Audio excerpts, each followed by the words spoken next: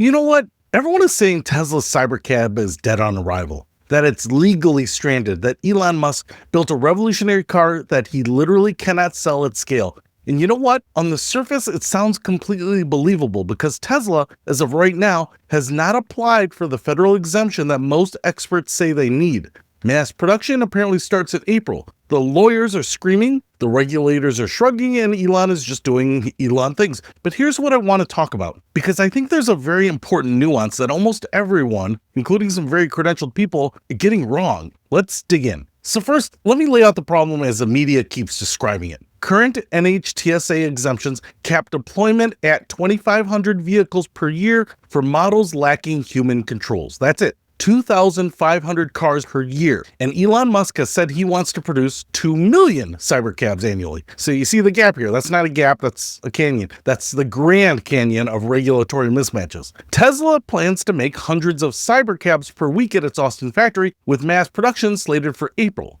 Hundreds per week. At 2,500 per year, you'd burn through your entire legal annual allotment in about 2.5 weeks. Then what? You just stop producing completely? So the headlines write themselves. Tesla's dream is shattered. The 2,500 car limit will kill the Cybercab. Analysts say it. Law professors say it. Former NHTSA officials are going on record. A former NHTSA official spoke to Forbes anonymously and said that the failure to seek an exemption will be a massive liability when Cybercabs hit showrooms. As soon as the vehicle goes on public roads or is sold, NHTSA can do whatever it wants, the official explained. At that point, absolutely something bad happens. And a University of South Carolina law professor who specializes in autonomous vehicles stated flatly that exemptions aren't a viable route for a mass manufacturer, unless Congress increases this limit. Okay, so that's the scary version. Let's talk about why it might not actually be the whole story. Here's something most people don't know, and I think it's genuinely fascinating, not just regulatory nerd stuff.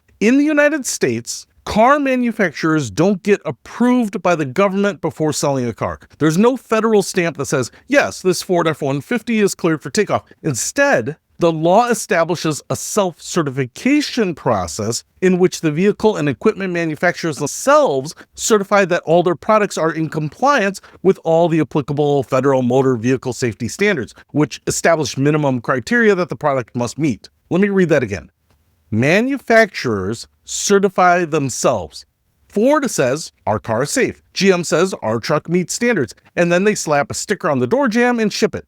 NHTSA can come along later and test it, and if it fails, there will be a recall, but there's no pre-approval. There's no permission slip. Approval is not required for motor vehicles and motor vehicle equipment sold in the United States. NHTSA does not issue type approval certifications and does not certify any motor vehicles or motor vehicle equipment as complying with the applicable FMVSS. This is completely different from how most countries work, by the way. Europe has a type approval system where the government reviews and blesses a vehicle design before it can be sold. America said, no, we trust you, certify yourself, and we'll audit you after the fact. So the whole framework of American car safety is, here are the rules, comply with them, sign a piece of paper, and sell your cars. Now here's where it gets really interesting. The 2,500 car limit doesn't apply to every new vehicle. It applies specifically to vehicles that need an exemption, meaning vehicles that cannot comply with existing federal motor vehicle safety standards as written. That's a very different situation from a vehicle that complies with all applicable standards. Think about it this way. If a rule says your steering wheel must have an airbag and be positioned within a certain distance from the driver, and you don't have a steering wheel, does the rule apply to you? Arguably, no. There's nothing to regulate. The standard exists to govern a component that isn't present. If a standard says your brake pedal must respond to a minimum force of X pounds and you don't have a brake pedal, you're not violating anything. You're just not subject to that standard. This is the argument that some people, correctly I think, are making. The 2,500 exemption limit is triggered when you deviate from the safety standards. It's the price you pay for doing something outside the rules. But if Tesla has engineered the Cybercab to comply with every single FMVSS standard that applies to it, then there's nothing to exempt. They just self-certify and ship. And here's where something happened just last week that is either the most important piece of news in the automotive industry right now or the most confusing one. A Tesla Cybercab was spotted carrying an official sticker stating it conforms to all applicable U.S. federal safety bumper and theft prevention standards. The same language found on every street legal vehicle sold in America. That's the self-certification label, the same one on your car right now, stuck in the door jamb. And the presence of this label on a cybercab suggests one of two things. Either Tesla has engineered the cybercab to meet all the applicable FMVSS requirements as written, a significant technical and regulatory achievement, or the vehicle in question is a pre-production unit carrying provisional documentation. If it's the first option, if that label is real and accurate, then Tesla may not need an exemption at all. And if they don't need an exemption, they are not subject to the 2,500 car annual cap. This is the genius or the gamble of what Tesla may be doing. Now, let's talk about Zoox for a second, because understanding why their situation is different is key to understanding Tesla's potential strategy. Zoox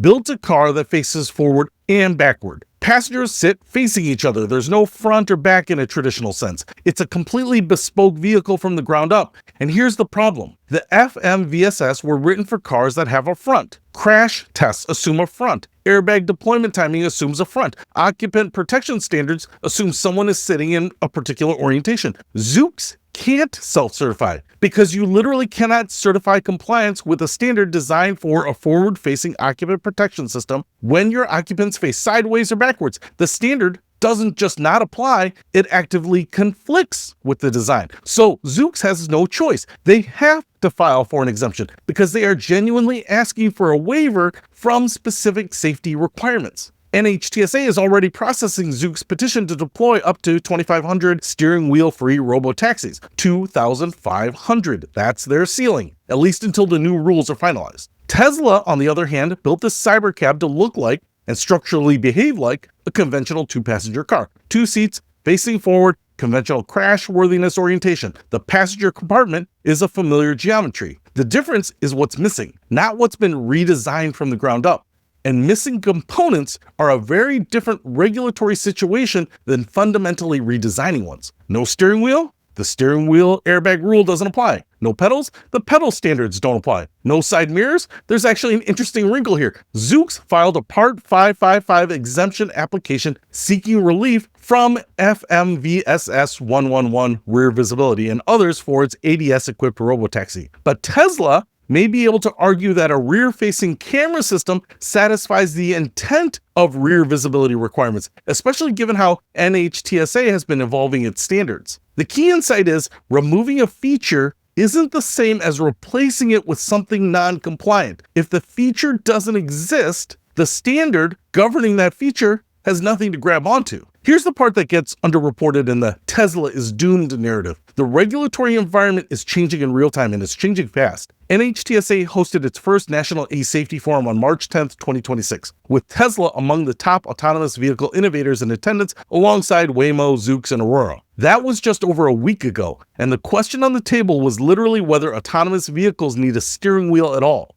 Secretary Duffy announced his approval of NHTSA's next round of proposed revisions to FMVSS that will formally account for vehicles without human drivers. Meanwhile, NHTSA has proposed amending Federal Motor Vehicle Safety Standards number 102 to exempt fully autonomous vehicles, those without steering wheels or pedals, from a transmission shift position display requirement designed for human drivers. That sounds arcane, and it is arcane, but as one analysis put it, the significance here isn't the display itself, it's the precedent. This is NHTSA formally acknowledging in binding regulatory language that a class of vehicles exists for which human driver-centric requirements are simply inapplicable. In Congress, the U.S. House Committee on Energy and Commerce scheduled a hearing to consider the Self-Drive Act of 2026, which includes a provision that would raise the annual limit on vehicles deployed without traditional human controls from 2,500 to 90,000. That is a 3,500% increase in the exemption cap, and it would essentially turn the exemption pathway from a niche research program into a legitimate commercial deployment route. So even in the worst case scenario, even if Tesla needs an exemption and does hit the 2,500 car wall, Congress and NHTSA are both actively working to tear down that wall. The timeline is tight and it might be bumpy, but the direction of travel is very clear. Let me give you my take on what Tesla may actually have done here strategically. Every other company is trying to build a robo-taxi that has compounded two incredibly hard problems. They're trying to solve autonomous driving and reinvent the vehicle form factor at the same time. Zoox is fighting two battles simultaneously. Prove your AI is safe and prove that backwards-facing passengers are just as safe as forward-facing ones. That's twice the regulatory surface area, twice the burden of proof, twice the number of things that can go wrong. Tesla apparently looked at that and said, what if we just don't do that? What if we build something that looks structurally like a car, that crash tests like a car, has two seats, faces forward, has conventional passive safety design, but simply removes the human interface layer that we don't need anymore? By building within that framework, by removing features rather than replacing them, Tesla may have found a path to self-certification that no one else in the autonomous vehicle space has taken. It's not glamorous. It's not the radical redesign that science fiction promised us, but it's legally elegant in a way that the radical redesigns aren't.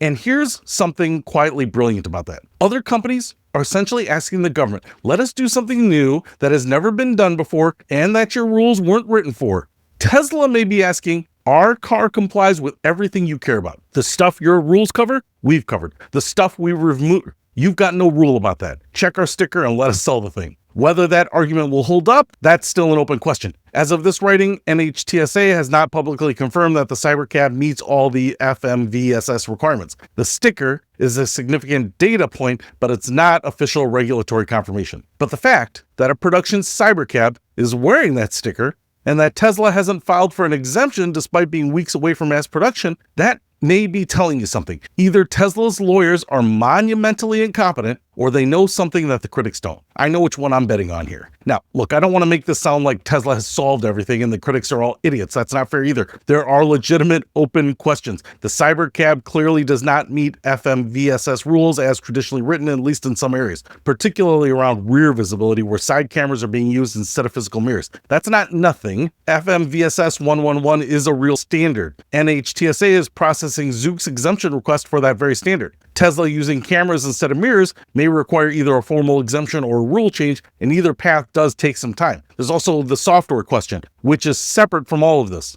Tesla's full self-driving system in cars like the Model 3 and Model Y have made great strides in recent months, but it's still a level 2 system that requires human oversight. A vehicle with no steering wheel is by design betting everything on the software. There's no fallback. And Musk acknowledged as much when he told investors there's no fallback mechanism here. That's a bold statement. It's visionary or reckless, or maybe a little both. And we genuinely don't know which yet. Here's what I actually believe. The experts saying the 2,500 car limit kills this Cybercab are applying Zoox's problem to Tesla's situation. And those are not the same situation. Tesla may have made a deliberate, even brilliant, choice to build inside the box, precisely so they don't need permission to leave it. The regulatory environment is moving, Congress is moving, NHTSA is rewriting the rules in real time, and Tesla's first production Cybercab is wearing a self-certification sticker that may be the most important piece of tape in automotive history. Whether it works, we'll know soon, or in a few years, even though Tesla says it's going to be a year. But mass production at least starts pretty soon in April. I'm watching, and we probably all should be.